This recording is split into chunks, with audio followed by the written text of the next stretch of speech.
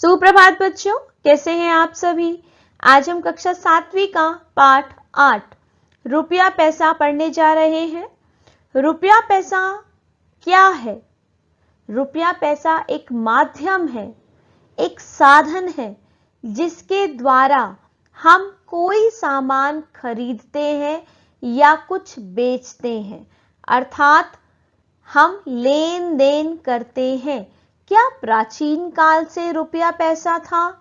नहीं, प्राचीन काल से लेन देन का साधन कुछ अलग थे। वो क्या थे? इस पाठ में आज हम यही पढ़ेंगे।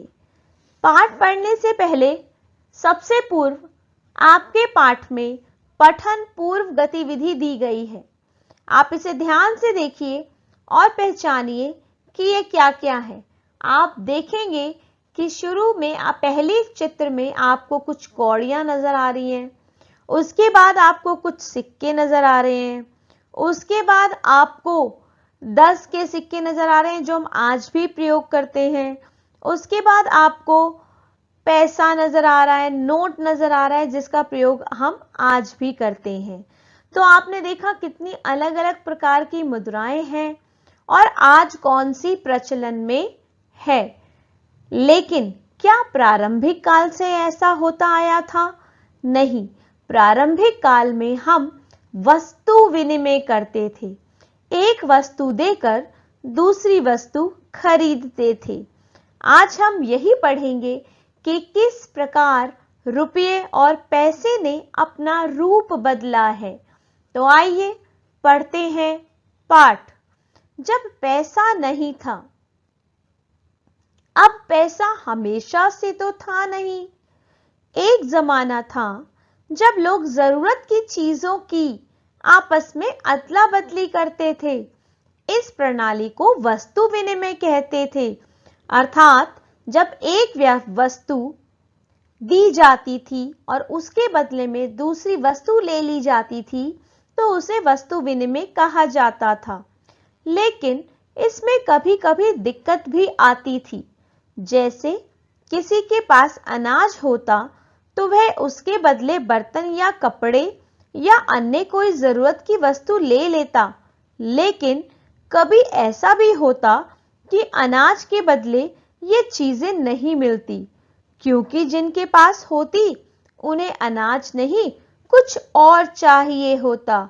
फिर भी कुछ समय तक ऐसा ही चलता रहा, अर्थात ऐसी स्थिति आई कि जब एक व्यक्ति तो दूसरे व्यक्ति से सामान खरीदना चाहता था, उस सामान को लेना चाहता था, लेकिन दूसरे व्यक्ति की जरूरत कुछ अलग थी। तो ऐसे में यह कठिनाई सामने आती थी कि दो व्यक्ति आपस में अपनी वस्तुएं कैसे बदलेंगे।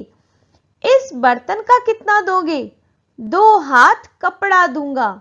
इस बर्तन के लिए मुझे दूसरे गांव में 4 हाथ कपड़ा मिल जाता है। दूसरे गांव में तो मुझे 1 हाथ कपड़े के बदले में 1 बर्तन मिलता है। मुझे भी तो पूरा 1 दिन लग जाता है 1 हाथ कपड़ा बुनने में। पूरा 1 दिन लग जाता है 1 बर्तन बनाने में। इसकी मिट्टी भी दूर से लानी पड़ती है। आप देख रहे हैं किस प्रकार वस्तु विनिमय के लिए 2 व्यक्ति आपस में बातचीत कर रहे हैं और एक दूसरे की बात से संतुष्ट नहीं हो पा रहे हैं। धीरे धीरे यह समझ बनने लगी कि कोई ऐसी वस्तु होनी चाहिए जिसके बदले में जरूरत की चीजें मिल जाएं और उसी वस्तु को लेन देन का माध्यम मान लें, अर्थात कोई ऐसा साधन होना चाहिए जिसके बदले में हम कोई भी वस्तु खरीद सकें, केवल वस्तु विनिमय ना हो। तो उस तरफ व्यक्तियों का दिमाग गया कि हम ऐसा कौन सा साधन अपनाएं जो सबके लिए समान हो। आइए एक उदाहरण से समझते हैं। मान लो अनाज लेन देन का माध्यम हो। अब यदि जुलाहे को कुम्हार से बर्तन चाहिए लेकिन कुम्हार को कपड़ा नहीं चाहिए, तो जुलाहा अनाज देकर बर्तन ले सकता है। कुम्हार को अनाज की जरूरत न भी हो तब भी वह अनाज ले लेगा, क्योंकि कुम्हार अनाज देकर कोई और वस्तु ले सकता है। देखिए, ऐसे में यदि एक व्यक्ति को दूसरी वस्तु चाहिए और दूसरे व्यक्ति को उस व्यक्ति की वस्तु नहीं चाहिए तो बहुत ज्यादा समस्या उत्पन्न हो जाती थी। गांव में आज भी कई चीजें अनाज देकर ली जा सकती हैं। शायद तुम भी अपने दोस्तों से कुछ चीजें आपस में बदलते होंगे, जैसे कॉमिक्स, कैसेट, डॉग टिकट जैसी चीजें एक दूसरे से अदल बदल करते हैं। पिछले साल तो तुमने एक गाय के बदले में 6 टोकरी अनाज दिया था। मेरे पास तो 3 ही टोकरी है। मुझे कुछ अनाज तो चाहिए, लेकिन 3 टोकरी तो केवल आधे गाय के बराबर ही है, पर गाय को आधा तो नहीं कर सकते। कुछ उपाय सोचते हैं। इस 2 व्यक्तियों के बातचीत से आपने यह समझा होगा कि एक व्यक्ति उतने दाम में अपनी गाय नहीं देना चाहता और दूसरा व्यक्ति उतने दाम में खरीदना चाहता है। तो ऐसे में समस्या उत्पन्न हो रही है। अनाज ही नहीं, गाय, कौड़ी, नमक, खास तरह के पत्थर आदि लेन देन के माध्यम रहे हैं, लेकिन अच्छा माध्यम वही वस्तु होगी जिसमें ये गुण होंगे। इन्होंने कहा कि बहुत सारी वस्तुओं को लेन देन का माध्यम बनाया गया। जिसको जिस चीज की जरूरत थी उसने वही चीज दे दी और अपनी जरूरत की चीज ले ली। लेकिन सबसे अच्छा माध्यम तो वही माना जाता है जिसमें ये निम्नलिखित गुण हो। कौन कौन से गुण, आइए देखते हैं। नंबर 1, वस्तु कई दिनों तक रखी जा सकती हो, वह सड़ती गलती न हो। नंबर 2, वह ना तो अधिक मात्रा में मिलती हो ना कम मात्रा में। नंबर 3, उसे छोटे छोटे भागों में बांटा जा सकता हो। नंबर 4, उसे लाने ले जाने में सहूलियत हो, अर्थात इजीली उसे ले जाया ला जा सके। नंबर 5, सबसे मुख्य गुण यह है कि सब उसे लेन देन का माध्यम माने, अर्थात वो कॉमन माध्यम हो जिससे हम कोई भी वस्तु खरीद या बेच सके। सोचो, क्या ऊपर बताई गई वस्तुएं लेन देन का अच्छा माध्यम रही होंगी? शायद नहीं। हाँ, धातुओं में ये सभी गुण हैं।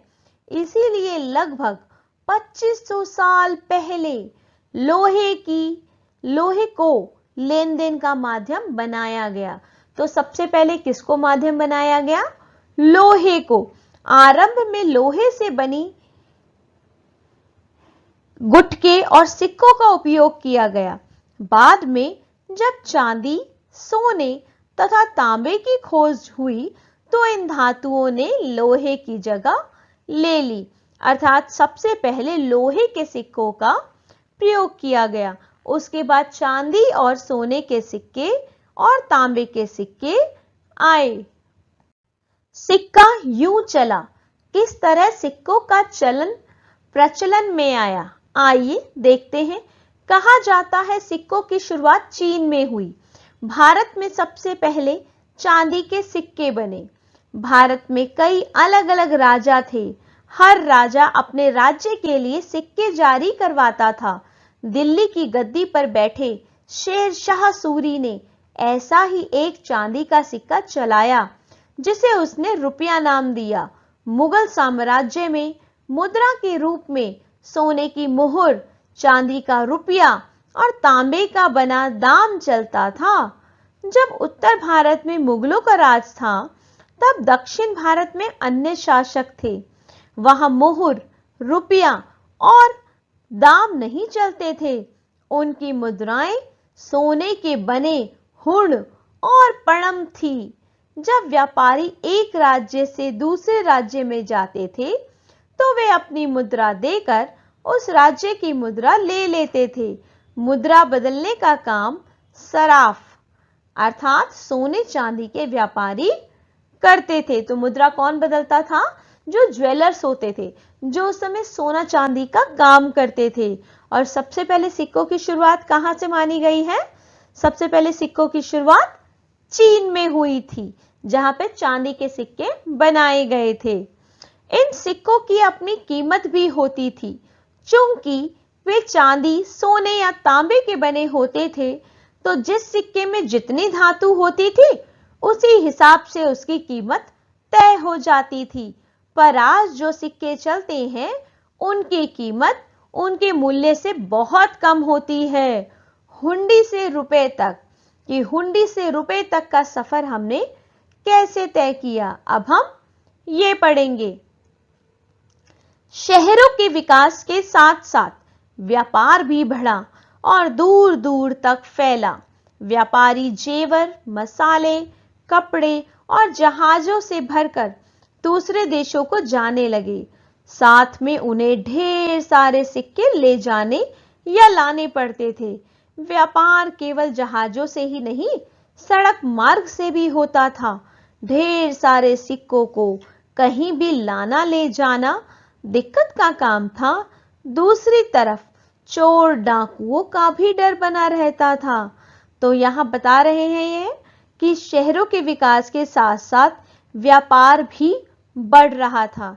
ऐसे में व्यापारी एक स्थान से दूसरे स्थान पर बहुत सारा सामान और जेवर, कपड़े, सिक्के लेके जाते थे।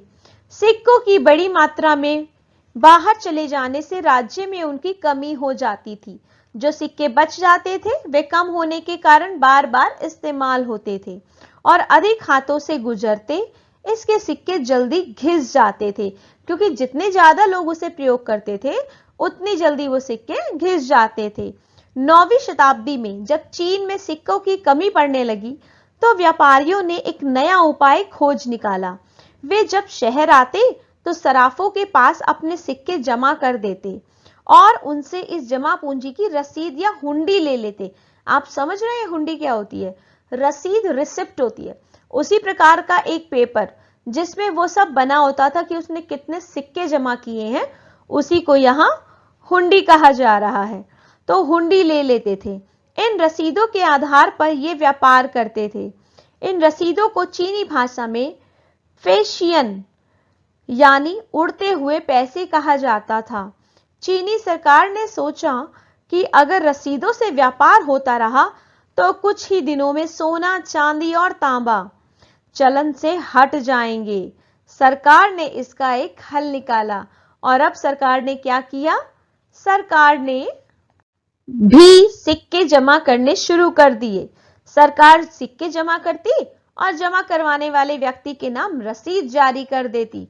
देखिए यहाँ एक रसीद भी दी हुई है, आप सामने देखेंगे कि उसमें लिखा हुआ है कि उसने कितने सिक्के जमा किए, तो कितनी हुंडी उसे लिखी जाती है, कितने की रिसिप्ट उसे दी जा रही है, वो आपके सामने यहाँ प्रस्तुत की गई है। अर्थात ये एक प्रकार की रिसिप्ट ही होती थी जिसमें लिखा होता था कि आपने कितने सिक्के जमा किए हैं। पर चीन के सिचुआन प्रदेश के व्यापारी सरकार से भी 2 कदम आगे बढ़ गए। सिचुआन में लोहे के सिक्के चलते थे। ये सिक्के भारी होते थे और इन्हें लाने ले जाने में खासी दिक्कत होती थी। इसीलिए कुछ व्यापारियों ने तय किया कि वे सिक्के जमा करके उसकी रसीद जमा करवाने वाले व्यक्ति के नाम नहीं, बल्कि धारक के नाम देंगे। धारक वह व्यक्ति होगा जिसके पास वह रसीद रहेगी और धारक रसीद का इस्तेमाल खरीद फरोख्त में कर सकता है। सन 1021 में चीनी सरकार ने एक बैंक बनवाया। चीनी सरकार ने अपना बैंक तैयार किया जो जमा करवाए गए सिक्कों के आधार पर रसीद देता था। अगले 2 साल में ये नोट पूरे चीन में चलने लगे।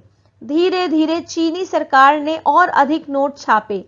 एक समय ऐसा आया कि कुल प्रचलित सिक्कों से अधिक कीमत के नोट प्रचलन में आ गए।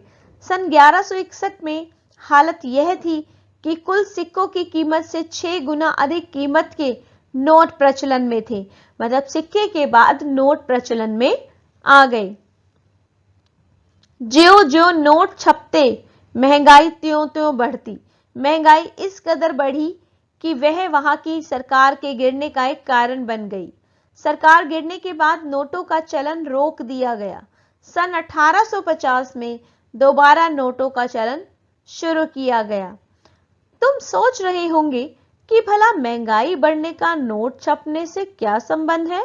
बिल्कुल सही है। मैं भी यही सोच रही हूं कि ऐसा कैसे हुआ कि नोट ज्यादा हो गए तो महंगाई हो गई। क्यों? मान लो प्रचलन में केवल 100 रुपए हैं। काम करने वाले 5 व्यक्ति 20-20 रुपए कमाते हैं और बाजार में बिक्री के लिए केवल 50 वस्तुएं हैं, तो एक वस्तुएं के दाम 2 रुपए हुए। अब यदि वस्तुएं 50 ही रहे और प्रचलन में 200 रुपए आ जाए और कमाने वाले भी 10 हो जाए, तो हर वस्तु का दाम 4 रुपए हो जाएगा, यानी वस्तु महंगी हो जाएगी। खैर, भारत में नोट का प्रचलन अंग्रेजी सरकार ने किया था। आज जो नोट हम देखते हैं वे सभी भारत सरकार की ओर से रिजर्व बैंक द्वारा जारी किए जाते हैं। अगर तुमने किसी भी नोट को ध्यान से देखा हो तो सभी पर लिखा होता है, मैं धारक को रुपए अदा करने का वचन देता हूं, अर्थात इसके नीचे रिजर्व बैंक के गवर्नर के हस्ताक्षर होते हैं। इस वचन से सरकार लोगों को यह विश्वास दिलाती है कि इन नोटों के माध्यम से व्यापार चलेगा। इसका यह अर्थ भी है कि हर व्यक्ति को किसी भी चीज के बदले में ये नोट स्वीकार करने होंगे, अन्यथा सरकार कानूनी कार्यवाही कर सकती है। तो जिस तरह हुंडी में लिखा होता था, ठीक उसी प्रकार नोट में भी लिखा होता है। तो यह नोट जो है ये हुंडी का ही बदला हुआ रूप थे। तुमने कभी कभी यह मुहावरा सुना होगा, रुपए पेड़ पर नहीं फलते या रुपयों का पेड़ नहीं लगा। बात तो सही है, रुपए तो सरकार प्रेस में छापती है। वस्तुतः सरकार खजाने में पड़े सोने की एक निश्चित मात्रा अनुसार नोट छापे जाते हैं। वास्तव में सरकार की अपनी नीतियों तथा जरूरतों पर निर्भर करता है कि वह कितने नोट जारी करे। उसे यह भी ध्यान रखना पड़ता है कि नोट जारी करने से देश की अर्थव्यवस्था पर क्या प्रभाव पड़ेगा, देश की फाइनेंशियल कंडीशन कैसी रहेगी, देश की अर्थव्यवस्था कैसी रहेगी, चीजों के दाम तो नहीं बढ़ेंगे, आदि आदि। अब पढ़ते हैं अवमूल्यन क्या होता है। अवमूल्यन होता है कि सरकार जब किसी भी कारण से नोट छापना कम कर देती है, उसे अवमूल्यन कहा जाता है। तुमने हाल ही में अखबारों में पढ़ा होगा कि नई सरकार ने रुपए का अवमूल्यन कर दिया। किसी अन्य देश के व्यापार करने तथा अन्य किसी व्यय के लिए देशी मुद्रा के बदले संबंधित देश की मुद्रा लेनी होती है। जैसे $1 पहले कभी 17 रुपए के बराबर था, लेकिन अवमूल्यन से अब यह लगभग 83 रुपए के बराबर हो गया है, अर्थात हमारे रुपए की कीमत गिरती जा रही है। यानी अवमूल्यन का अर्थ हुआ देशी मुद्रा का विदेशी मुद्रा में मूल्य कम करना।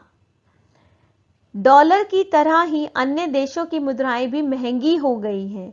हमारा रुपया कितने डॉलर या पौंड या अन्य मुद्रा के बराबर है, यह इस बात पर निर्भर करता है कि हमारी अर्थव्यवस्था, उत्पादन और साख कैसी है, अर्थात कितना हम उसका प्रयोग कर पा रहे हैं, कितना उसका हम यूज कर पा रहे हैं, ये इस पे निर्भर करता है। अर्थव्यवस्था का अवमूल्यन से अच्छे बुरे होने दोनों तरह के प्रभाव पड़ते हैं, पर मोटे रूप से जो फायदा दिखता है वह यह है कि इसके निर्यात को बढ़ावा मिलता है। ठीक है, निर्यात जानते हैं आप क्या होता है? अपने देश की कोई वस्तु किसी दूसरे देश में बेचने के लिए भेजना, जबकि आयात में कमी आती है कि दूसरों की चीज हमारे यहाँ कम आती है, हमारा निर्यात ज्यादा होता है। इसे यूं भी कह सकते हैं कि जितने विदेशी मुद्रा देश में आती है उसकी तुलना में भुगतान कम करना होता है। अब एक आखिरी बात, कुछ साल पहले चिल्लर पैसों की कमी हो गई थी, तब चाय, पान, सब्जी वाले आदि छोटे दुकानदारों ने अपनी मुद्रा चलाई थी। हालांकि यह गैर कानूनी थी। वे कागज के छोटे छोटे टुकड़ों पर अपनी दुकान को सील लगाकर 25-50 पैसे बनाकर चलाते थे और अपने लेन देन के काम में लाते थे। ऐसी गतिविधियों से हमें सावधान रहना चाहिए।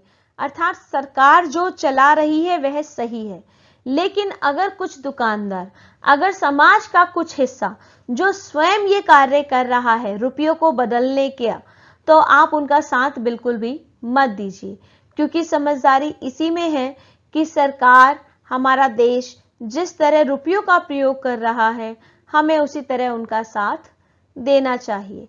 इसी के साथ उम्मीद करती हूं कि आपको ये चैप्टर समझ आया होगा। इसके प्रश्न उत्तर आपको अगली वीडियो में मिलेंगे। धन्यवाद। आप सभी का दिन मंगलमय हो।